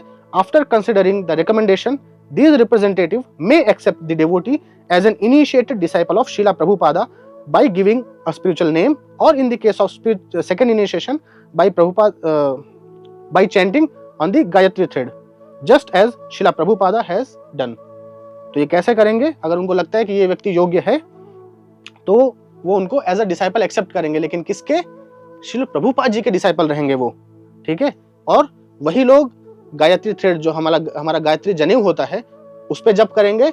वही लोग तुलसी की जो हरिनाम दीक्षा में हम माला पाते हैं, उस माला पे जप करेंगे। आगे बताते हैं, the newly initiated devotees are disciples of his divine grace AC Bhaktivedanta Swami Prabhupada. फिर से रिपीट किया है, मतलब फिर से रिकन्फर्म कर रहे हैं प्रभुपाद जी कि ये जो डिसाइपल्स हैं वो किसके डिसाइपल हैं? His divine grace AC Bhaktivedanta Swami Prabhupada. Complete title use किया है। The above 11 senior devotees acting as his representative. तो ये क्या है? इंडिपेंडेंट नहीं है, ये मात्र प्रभुपाद जी के क्या है? वो रिप्रेजेंटेटिव ही है। After the temple president receives a letter from this representative giving the spiritual name और the thread, he can perform the fire yajna in the temple as was being done before. जैसे पहले होता था वैसे ही टेम्पल प्रेसिडेंट यज्ञ की process complete कर लेगा। आगे लिखते हैं, the name of newly initiated disciple should be sent by the representative who has accepted him or her to Srila Prabhupada। Again confirm किया है कि किसके लिए एक्सेप्ट किया है? प्रभुपाद जी के लिए एक्सेप्ट किया है, और इसीलिए to be included in his divine graces initiated disciples book, क्योंकि प्रभुपाद के डिसाइपल हैं, उनके बिहाफ पे एक्सेप्ट किया है, एज अ उनके रिप्रेजेंटेटिव एक्सेप्ट किया है, तो उनका नाम भी प्रभुपाद जी के ही डिसाइपल्स बुक्स में इंक्लूड किया जाएगा। Hoping this finds you all well, your servant Tamal Krishna Goswami, secretary to Srila Prabhupada, approved AC Bhaktivedanta Swami, signed by Srila Prabhupada. यहाँ पे बहुत ही क्लियर है, यहाँ पे कोई जो है गुरु का मेंशन नहीं है, ना तो ये मेंशन है कि ये जो विधान प्रभुपाद बना रहे हैं ये प्रभुपाद जी के केवल जीवित रहने तक होगी, क्योंकि अगर ये डिनोट करता है May 20th कन्वर्सेशन को, अगर ये डिनोट करता है July 7th कन्वर्सेशन को, जहाँ पे कहीं पे भी ये मेंशन नहीं है कि ये व्यवस्था प्रभुपाद जी के जीवित रहने तक ही है। इनफैक्ट प्रश्न ही पूछा गया था, when you are no longer with us, जब आप हमारे साथ नहीं रहेंगे तब इस्कॉन में दीक्षा कैसे होगी? तो ये पॉइंट उसी को आंसर करता है। और कुछ भक्तों ने ये भी एक आक्षेप लगाया था कि ये तो तमाल कृष्ण महाराज का लेटर लिखा हुआ है, प्रभुपाद का लिखा हुआ लेटर नहीं है। तो भैया प्रभुपाद जी ने यहाँ पे साइन भी किया है ना, जो सिंपल एक लेटर जो कि अगर आपके लिए केवल 4-5 महीने के लिए वैलिड था, to all GBCs, all temple presidents और सबको लिखा जा रहा है, प्रभुपाद उसको साइन कर रहे हैं, वो ऋत्विक के लिए है 4-5 महीने की व्यवस्था के लिए। तो कंप्लीट व्यवस्था के लिए कोई कन्वर्सेशन नहीं है, कोई भी लेटर नहीं है, कोई भी डायरेक्टिव नहीं है, कोई भी ऑर्डर नहीं है। ये कैसे संभव है? और ये संभव नहीं है क्योंकि ऐसा कोई ऑर्डर है ही नहीं। और ये मैं नहीं कह रहा हूं, ये यही तमाल कृष्ण गोस्वामी आगे एक्सेप्ट करते हैं। तो मैं उस कन्वर्सेशन को आपको एक बार बताता हूं। उसके पहले मैं आपको कुछ पॉइंट बताना चाहता हूं। और एक बहुत ही हास्यास्पद किंतु दुखी करने वाली बात यह भी है कि शिष्य को मॉनिटर तो गुरु नहीं कर पा रहे हैं, लेकिन गुरु को मॉनिटर करने के लिए जीबीसी ने व्यवस्था बना रखी है। ये बहुत ही हास्यास्पद बात है कि गुरु को मॉनिटर किया जा रहा है। जो गुरु शिष्य को भगवत धाम ले जाने वाला है, उस गुरु को मॉनिटर करने के लिए एक मैनेजमेंट बॉडी है। ठीक है, मैं इस्कॉन लॉ बुक से कोट कर रहा हूं। इस्कॉन इंडिया द्वारा जो पब्लिश्ड इस्कॉन लॉ बुक है, उसमें लिखा है 6.4.4 monitoring of gurus by the GBC. उसका सब टॉपिक है 6.4.4.1 annual reports. Each GBC member must submit a form annually to the executive committee indicating briefly the status of all approved ISKCON gurus normally residing, regularly preaching or initiating in his zone. The executive committee will assign a GBC member or members for monitoring each guru. सोचिए, प्रभुपाद जी के समय में प्रभुपाद जी है spiritual authority, GBC है managerial authority, नीचे है temple presidents executive authority, जो daily basis के साधना सेवा हो रही है, नियम पालन हो रहे हैं कि नहीं, वो इंश्योर करेंगे। अब क्या हो गया है? GBC managing authority, this managing authority will manage the spiritual authority, and this I don't know how they will manage their disciples because they don't even know the names. Dilbagh Singh कौन है? इतना लेट क्यों कर रहे हैं? बोलो, 4 नियम क्या पालन करो?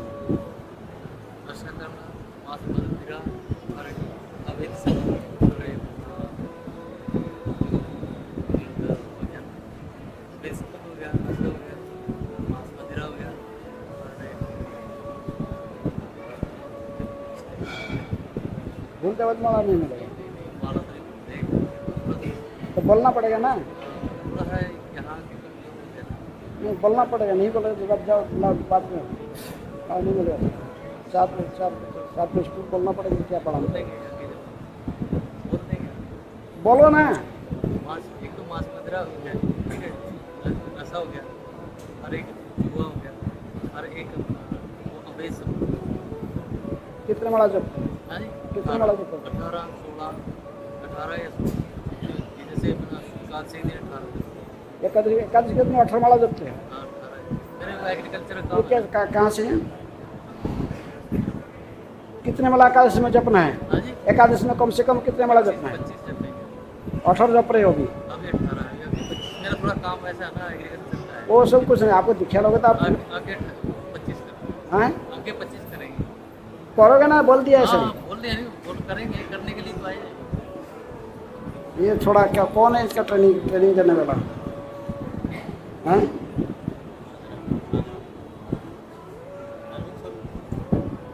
अरविंद स्वरूप पढ़ते किताब तक मत लगता नहीं। प्रभुपाद बुक्स पढ़ते हो? प्रभुपाद बुक्स पढ़ते हो?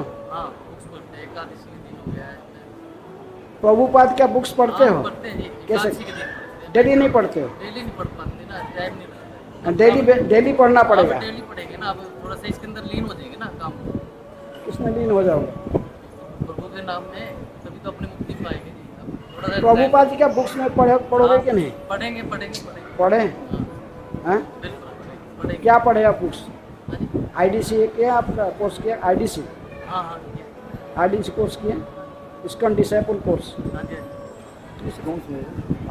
सर्टिफिकेट कहाँ है? अरविंद इनके कहाँ है? ये आईडीसी कोर्स, ये आईडीसी कोर्स किया? ये तो बच्चे लग रहे हैं। 18 माला करते एकादशी में, 18 माला तो बच्चे लग रहे हैं। माला दूँ कि ना इनको? माला दूँ कि ना दूँ? हैं? बात पे थोड़ा लग रहा है। हैं? आपको इनको क्या लोगे तो माला दूंगा। इनकी क्या लोगे आप डायरेक्ट? तो आप इन टर्न अप किए कैसे थे?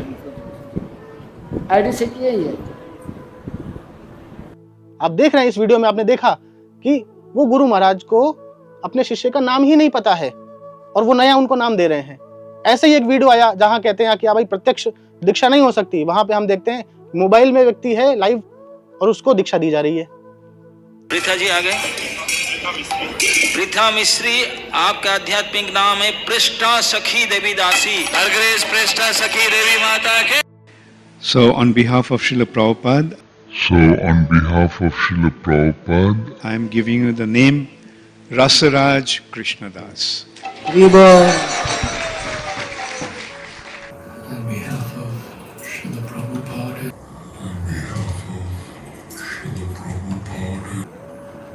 Ananga Mohini Devi Das. है ना? तो ये सब क्यों हम कर रहे हैं? इससे अच्छा तो हम एक साथ आए, प्रभुपाद जी का जो विधान बनाया हुआ है, जो कि ऋत्विक विधान है दीक्षा का, उसको पालन करें, सब समस्याएं अपने आप सुलझ जाएंगी। तो अब हम जानते हैं कि आगे क्या होता है। जुलाई 9 को ये लेटर पब्लिश किया जाता है, कुछ लोगों तक पहुंचता है, कुछ तक नहीं पहुंच पाता। फाइनली आगे हम बढ़ते हैं। नवंबर 14 श्रील प्रभुपाद जी महासमाधि में प्रवेश करते हैं। इसके बाद जीबीसी के मेंबर्स की रिस्पॉन्सिबिलिटी थी कि प्रभुपाद जी के इस फाइनल ऑर्डर को एग्जीक्यूट करें एज इट इज, जैसा वो अभी तक करते आ रहे थे पिछले 4-5 महीनों में। लेकिन उन्होंने क्या किया? उन्होंने प्रभुपाद को फिर से डिसोबे किया। कैसे किया? मैं आपको रेफरेंसेस दूंगा उस चीज के। उन्होंने प्रभुपाद के बंधन के बावजूद, उनके रिस्ट्रिक्शंस के बावजूद, गौड़ी मठ के जो वरिष्ठ गुरु लोग हैं उनको अप्रोच किया। वो जाते हैं श्रीधर स्वामी और बाकी दूसरे गुरुओं से मिलते हैं, आगे क्या करना चाहिए, कैसा करना चाहिए डिस्कस करते हैं, जबकि ऑलरेडी प्रभुपाद ने सब कुछ बताया हुआ है। एंड फाइनली नवंबर के बाद दिसंबर, जनवरी, फरवरी, मार्च, जनरली मार्च में जो गौर पूर्णिमा आती है, जिस दिन हम सभी होली का उत्सव मनाते हैं, चैतन्य महाप्रभु का आविर्भाव दिवस है, उस समय सारे विश्व से जो जीबीसी मेंबर हैं वो मायापुर धाम में इकट्ठा होते हैं और एक एनुअल जीबीसी मीटिंग होती है। उस जीबीसी मीटिंग के बाद ये जो 11 ऋत्विक होने थे वो सामने आते हैं और कहते हैं कि हमको प्रभुपाद जी ने गुरु बना दिया है। तो ऑर्डर मांगा जाता है, नहीं ऑर्डर नहीं है, लेकिन एक अपॉइंटमेंट टेप है। क्या टेप है? कुछ पता नहीं है। आज तक उन ऑर्डर, उन अपॉइंटमेंट टेप की मांग की जा रही है, किंतु आज तक वो ऑर्डर्स नहीं मिल पा रहे हैं। तो अब देखने वाली बात यह है कि जो इस्कॉन इंडिया है उसमें जो पहले 11 गुरु सेलेक्ट किए गए वो वही 11 गुरु थे जो कि जुलाई 9th लेटर में मेंशन्ड है।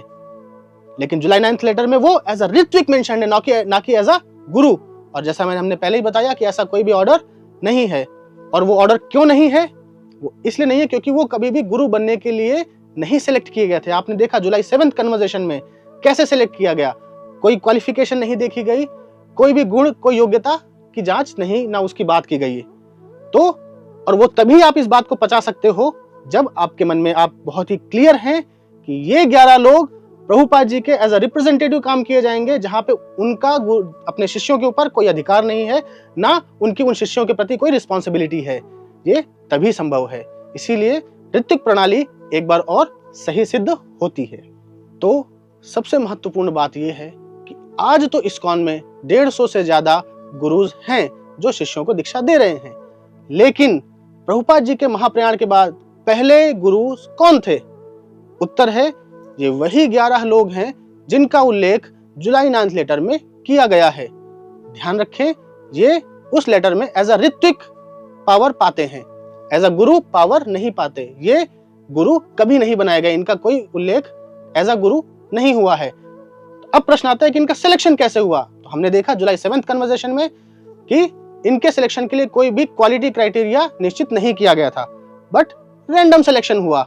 जैसे हम प्रोमिनेंट लीडर्स को देखते हैं, हमें वो नाम याद रहते हैं, तो ऐसे ही उस समय ये इस्कॉन के प्रोमिनेंट लीडर्स थे। प्रभुपाद जी ने पहले 11 लोग सेलेक्ट कर लिए।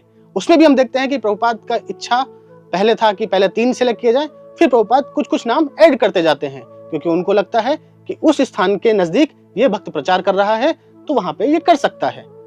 तो प्रभुपाद की इच्छा थी कि हमेशा ये भक्त ऋत्विक के रूप में कार्य करें, जहां भी जाएं नियर बाय सेंटर में अगर कोई प्रेसिडेंट इनसे रिक्वेस्ट करे तो प्रभुपाद के बिहाफ पे, प्रभुपाद के लिए इन भक्तों को वो स्वीकार करेंगे। लेकिन प्रभुपाद के महाप्रयाण के बाद होता क्या है, ये सब गुरु बन जाते हैं। जो 11 ऋत्विक होने चाहिए थे, 11 प्रभुपाद जी के रिप्रेजेंटेटिव होने चाहिए थे, वो 11 जोनल आचार्य बन जाते हैं। ये वर्ड है, इस्कॉन का ही वर्ड है, जोनल आचार्य। और प्रभुपाद का जो एक इंस्ट्रक्शन है कि जो जिस सेंटर के पास में हो उनसे दीक्षा ले, ऐसा नहीं होता। पूरे विश्व को ये 11 भागों में विभाजित कर देते हैं और इसके बाद शुरू होता है गुरु इशू। और यहीं से इसीलिए इनको कहा जाता है self appointed Guru. Please mark the word self appointed गुरु। क्यों? क्योंकि बिना किसी प्रभुपाद के आदेश के, बिना किसी सपोर्टिव डॉक्यूमेंट के, इन्होंने 1978 की जीबीसी मीटिंग के बाद खुद को प्रभुपाद के बाद गुरु घोषित कर लिया। अब बात करते हैं उस गलती की जो इन भक्तों ने सबसे प्रथम करी। वो ये करी कि प्रभुपाद जी के रिस्ट्रिक्शन के बावजूद इन्होंने उनके कुछ पर्टिकुलर गॉड ब्रदर्स से, जो कि इनके गुरु भाई हैं प्रभुपाद जी के, उनसे मिलने गए, जबकि प्रभुपाद जी ने इसके लिए मना किया था। ये एक बहुत ही अहम हिस्सा है जो कि याद रखा जाना चाहिए। प्रभुपाद जी कहते हैं they are my god brothers and should be shown respect, क्योंकि गुरु भाई हैं तो गुरु के जैसे ही रिस्पेक्ट उनको देनी है। लेकिन but you should not have any intimate connection with them, कोई घनिष्ठ संबंध नहीं रखना है। कारण as they have gone against the order of my guru Maharaj, वो श्रील भक्ति सिद्धांत सरस्वती ठाकुर के आदेशों के विपरीत काम किए हैं, इसीलिए उनसे कोई भी घनिष्ठ संबंध नहीं रखना है ना। आगे प्रभुपाद जी बताते हैं एक जगह, ये रूपनु को लेटर लिख रहे हैं, उसमें बताते हैं कि मेरे गुरु महाराज और भी समय तक इस धराधाम पे रह सकते थे, लेकिन वो काफी दुखी हो गए थे। क्यों हो गए थे? He requested his disciple to form a strong governing body, जहां देखते हैं कि भक्ति सिद्धांत महाराज की ये इच्छा थी कि एक गवर्निंग बॉडी बननी चाहिए, और उनके शिष्य के रूप में श्रील प्रभुपाद जी ने भी उन्हीं के आदेशों को ग्रहण किया। तो कहते हैं आगे, for preaching the cult of Chaitanya Mahaprabhu he never recommended anyone to be acharya of the Gaudiya Math, but some Maharaj is responsible for disobeying this order of Guru Maharaj। तो क्या है, भक्ति सिद्धांत महाराज ने ऑलरेडी कहा था कि आप जीबीसी बनाइए और उसके द्वारा प्रचार कार्य कीजिए, और जो भी एक सेल्फ इफल्जेंट आचार्य आएगा, अपने प्रचार कार्यों से एक्सेप्शनल रहेगा, वह व्यक्ति आपको दिख जाएगा, वो आचार्य बन जाएगा। और प्रभुपाद जी के सभी गॉड ब्रदर्स में, जो कि सबके सब एक्सेप्शनल हैं, बट अगर तारों के बीच चंद्रमा ढूंढना है, दिन में हमें सूरज ढूंढना है, तो एक ही हमें शिष्य दिखते हैं, जो कि हैं अभय चरणारविंद भक्ति वेदांता स्वामी प्रभुपाद। इनफैक्ट इस्कॉन के कुछ भक्तों ने तो यहाँ तक प्रश्न उठा दिया कि क्या श्रीला प्रभुपाद जी को उनके गुरु से कोई ऐसा आदेश मिला था, कोई अपॉइंटमेंट या ऑर्डर मिला था? तो आंसर है यस। कहां और कैसे, उसके लिए आप ये वीडियो देखिए। When my Guru Maharaj ordered me, this is the Guru Parampara. Try to understand, don't go very speedily. A Guru can become Guru when he is ordered by his Guru, that's all. Otherwise, nobody can become Guru. तो प्रभुपाद जी को तो authorisation मिला था, लेकिन अब जब हम बात कर रहे थे कि उनके गॉड ब्रदर्स ने क्या गलती की, तो आगे कंटिन्यू करते हैं। प्रभुपाद जी कहते हैं, सो एक महाराज का नाम लेते हैं, this Maharaj and his 2 associate gentleman unauthorisedly selected one acharya and later it proved to be a failure. The result is now everyone is claiming to be acharya even though they may be kanishthadhikari with no ability to preach. Further Prabhupada लिखते हैं, in some of the camps the acharya is being changed 3 times a year. सोचिए कितनी pathetic condition है कि 3 बार साल में उनको आचार्य बदलने पड़ रहे हैं।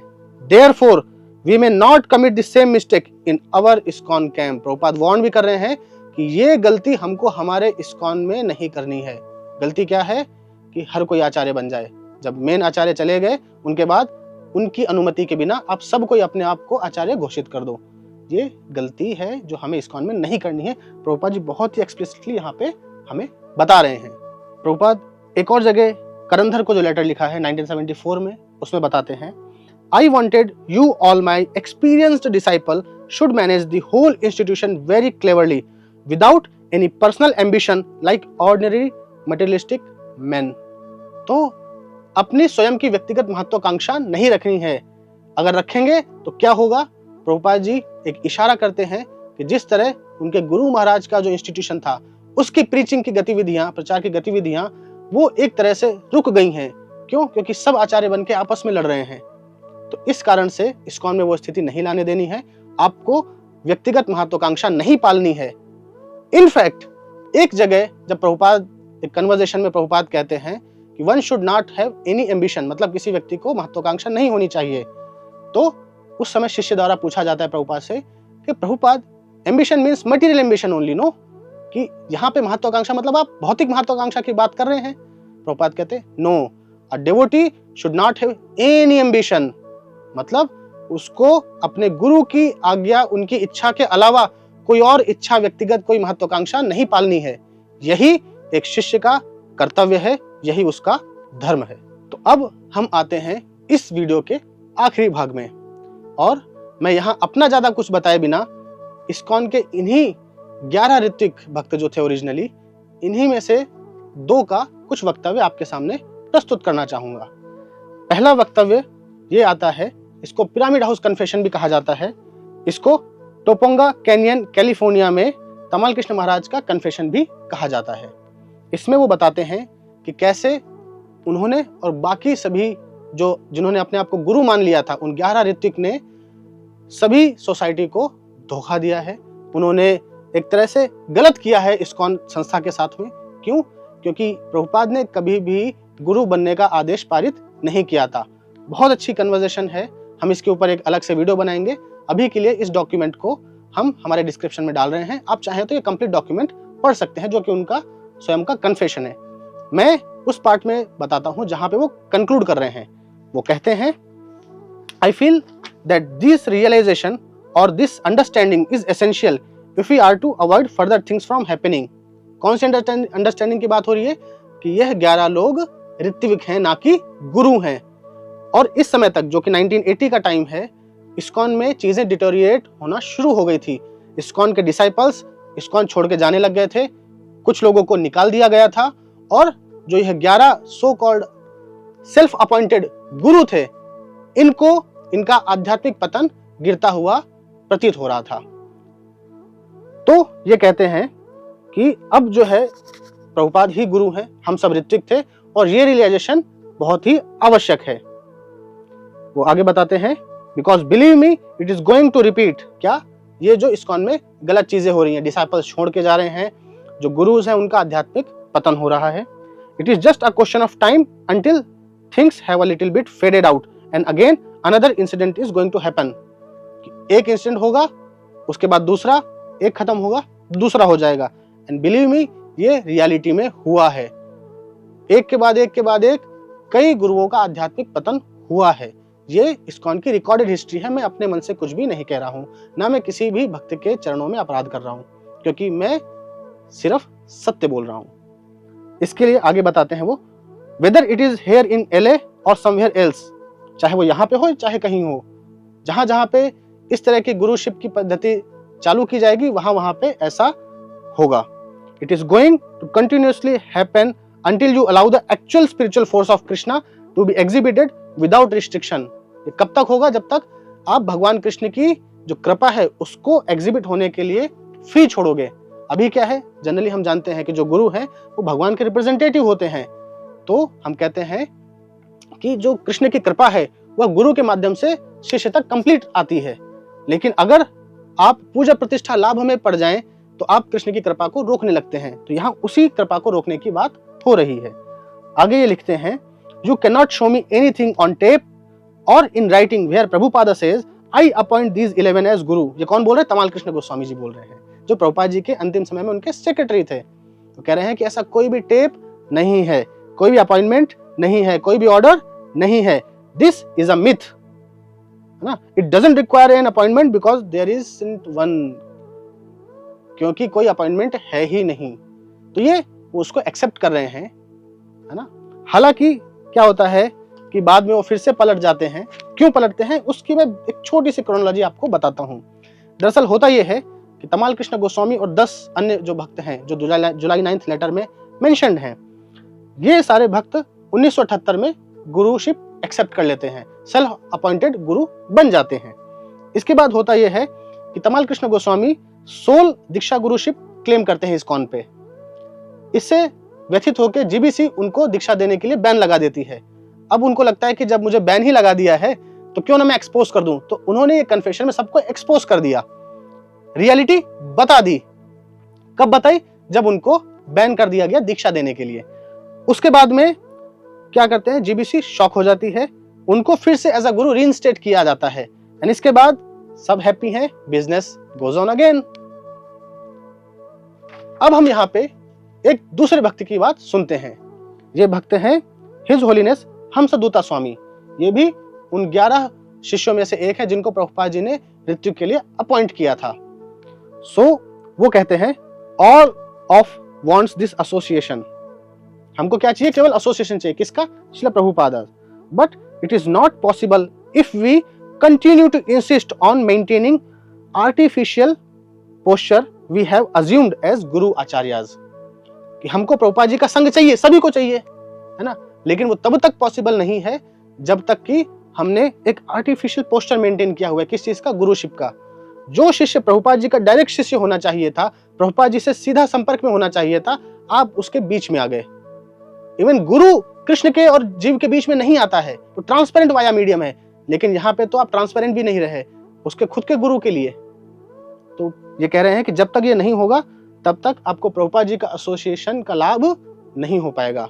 तो यहीं पे मैं हमारे वीडियो को कंक्लूड करते हुए बस इतना बताना चाहूंगा कि जो प्रभुपाद जी ने जुलाई 9 लेटर में 11 नाम बताए थे, वह 11 ऋत्विक के नाम थे जो प्रभुपाद के बिहाफ पे प्रभुपाद के लिए डिसाइपल एक्सेप्ट करने वाले थे। कहीं पे भी ये ऑर्डर मेंशन नहीं है कि यही 11 गुरु बनने वाले थे, ऐसा कहीं भी नहीं है। ऑल्सो ऐसा भी नहीं है कि इन 11 की जो नियुक्ति है वो केवल ऋत्विक के रूप में प्रभुपाद के जीवित रहते ही होनी थी। प्रभुपाद के महाप्रयाण के बाद भी ये ऋत्विक ही रहने वाले थे। अगर हम बाकी डॉक्यूमेंट्स को देखें तभी ये इस इक्वेशन में फिट बैठते हैं। और आगे चल के यही 11 लोग जो कि रैंडमली चूज किए गए थे एज पर जुलाई 7 कन्वर्सेशन, इस्कॉन के सबसे पहले 11 गुरु बनते हैं। लेकिन कैसे? That is self appoint. वो खुद को अपॉइंट करके जीबीसी मीटिंग में यह 11 गुरु बनते हैं। सो आज हम यहीं तक कंप्लीट करेंगे। आगे की जानकारी हम आगे के वीडियो में शेयर करते रहेंगे। आप हमारे साथ जुड़े रहिए और भी जानकारी के लिए। इसी के साथ हम विदा लेते हैं। हरे कृष्णा। श्री कृष्ण बलराम की जय। जगत गुरु विश्व गुरु श्रील प्रभुपाद की जय।